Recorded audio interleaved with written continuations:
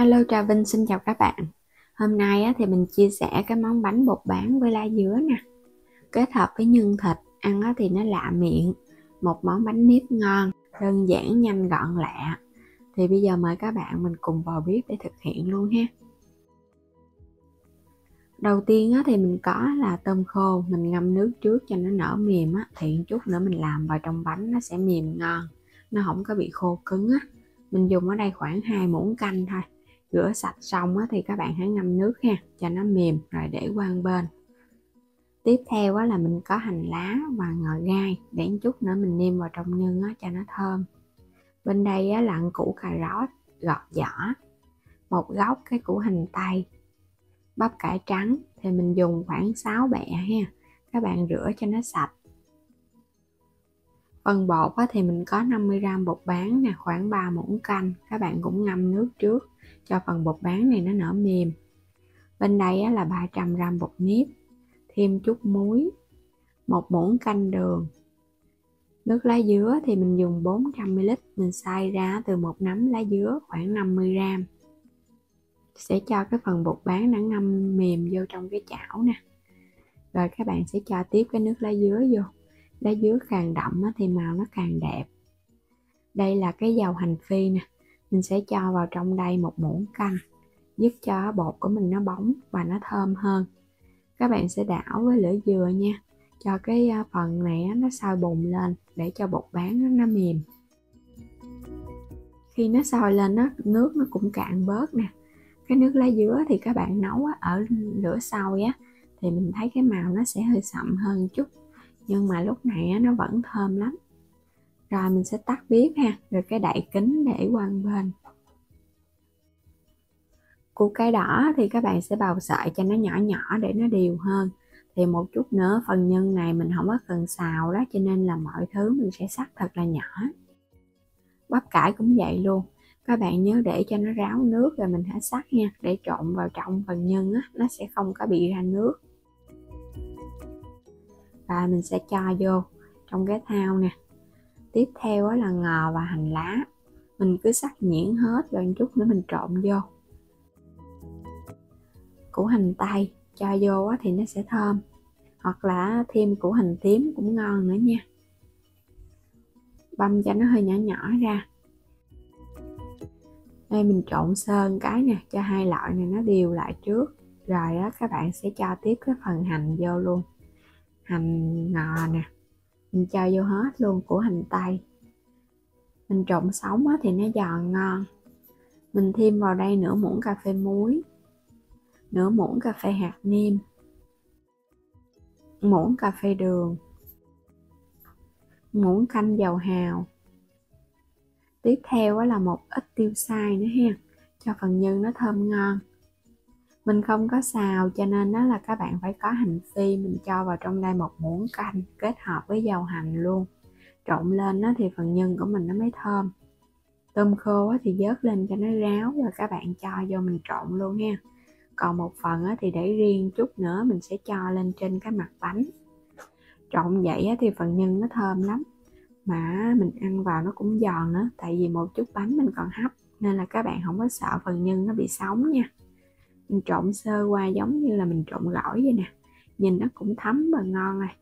Rồi bây giờ để qua một bên. Quay trở lại cái phần bột bán nè, bây giờ các bạn mở nắp ra, mình khuấy cho nó đều lên, nó sẽ nở ra đó. Sẽ cho 1 muỗng canh đường vô. Tiếp theo là muối. Mình trộn đều cho đường và muối nó tan ra. Trong lúc bột bán nó còn nóng thì nó sẽ dễ tan. Rồi mình sẽ cho bột nếp vô luôn ha. Cái phần bột bán này chỉ cần ấm ấm thì các bạn cho bột nếp vô mình trộn. Tại vì bột nếp mình không có cần phải nước sôi, chỉ cần ấm ấm mình trộn để cho bột của mình nó không có bị chảy Trộn cho nó đều, nó tơi ra. Bột bán kết hợp với nước lá dứa nó có màu đẹp nè, mình cho thêm bột nếp vô nữa, nhìn cái màu nó cũng tươi trở lại rồi đó. Hồi nãy thì nó hơi sậm là do mình xay từ cái lá dứa già, cho nên là ra cái màu đậm. Kết hợp vô bột thì mình thấy bột nó sẽ nhạt lại hơn. Rồi bây giờ các bạn sẽ nhồi đều ha, cho cái phần bột này nó mịn và nó dẻo. quét chút xíu dầu ăn vào lá nè, các bạn lót cái miếng lá chuối hoặc là cái giấy dầu cũng được nữa, để chống dính khi mà mình hấp nó không có bị dính. Rồi lấy một cái viên bột mình tán ra cho nó hơi dẹp dẹp. Cái phần nhân thì các bạn gấp nó lên nha, nếu mà có nước thì mình bỏ nó ra, nó không có bị đọng nước vô trong cái bánh á. Còn mình múc bằng cái muỗng thì nó dễ bị đọng nước. Túm cho nó đều lại, đừng có cho nó ló nhân ra bên ngoài. Rồi mình sẽ vo tròn lại nha. Bột mình làm nó sẽ hơi mềm chút thì ra cái bánh nó mới dẻo ngon. Còn các bạn làm phần bột mà nó có hơi khô quá là ra cái bánh nó sẽ hơi dai và cứng, không có ngon ha. Mình làm xong hết rồi nè. Tổng cộng được bao nhiêu đây bánh. Lót cái lá chuối thì nó thơm lắm, mình không có cần phải gỏi gì đâu. Rồi bây giờ sẽ xếp nó vô trong cái xửng đem đi hấp. Bánh thì các bạn bắt sẵn nước sôi, mình dễ tính thời gian.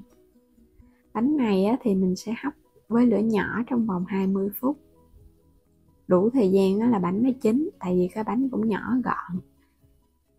Bánh chín thì mình thấy cái lớp bột nó trong veo rồi ha. Cái phần bột bán nó cũng trong nữa nè. Cái màu lá dứa nhìn cũng rất là đẹp luôn, nó tươi. Sẽ lấy bánh ra, chờ cho nó nguội bớt một chút thì các bạn có thể ăn được rồi. Bánh bột bán lá dứa thì mình thấy ăn nó không có bị ngán so với các bạn làm cái nhân ngọt. Tôm khô mình trang trí lên trên cái mặt bánh nè, nhìn cho nó bắt mắt. Kết hợp là nước mắm chua ngọt và đồ chua củ cải. Ăn thì các bạn chan thêm nước mắm, hoặc là mình ăn không cũng ngon luôn ha.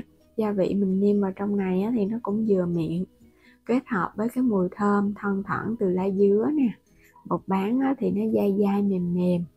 Cái lớp bột nếp thì nó dẻo. Ăn rất là ngon luôn, vừa lạ miệng mà vừa ngon nữa. Thay vì mình làm bột nếp không, bây giờ kết hợp thêm chút bột bán, các bạn sẽ cảm thấy nó sẽ có cái độ dai, nó giòn giòn, ăn ngon lắm. Phần nhân mình cho cũng nhiều nữa, nhưng bắp cải thì nó cũng lạ miệng hơn. Thay vì mình làm củ sắn ngoài, bây giờ làm thêm bắp cải kết hợp với củ cải đỏ nè, cái mùi thơm từ tôm khô nữa. Một món bánh nhân mặn dễ làm mà ăn ngon.